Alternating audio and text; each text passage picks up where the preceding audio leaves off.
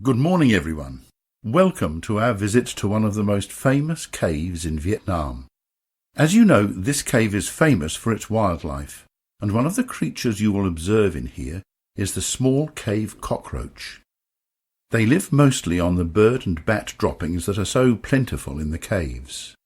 The guardrails along the trails are covered with these droppings, and this makes a feast for the cockroaches, so be careful where you put your hands.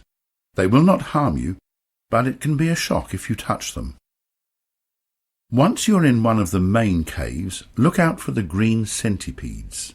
They will not be on the trail, but can often be seen on the wall close by.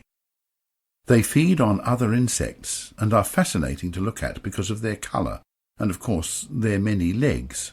Please do not try to pick one up, though. These centipedes have a very nasty poisonous bite. There are also deep red millipedes. These have a fully rounded shape, and they look like a streamlined elongated train with 100 or so closely packed legs extending right and left. When you get to the large high caves, you should look right up above you for the swifts and bats. The bats in this cave are mostly a type of dwarf bat, which are common in this part of the world. They will be clustered high up against the walls, maybe 100 or 200 together. They look like shadows high on the walls of the cave. They are likely to be very quiet right now, but because there are so many of them together, you will have no difficulty identifying them. They sleep all day until they all leave the cave in a massive flock on their nightly hunt for flying insects.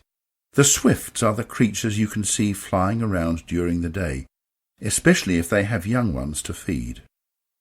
They can navigate in the darkness here and will fly outside in ones and twos at dusk to catch small winged insects like mosquitoes. However, they tend to return before it's pitch black outside, and they do not hunt at night. The swifts make nests, usually higher up on the ceiling of the cave.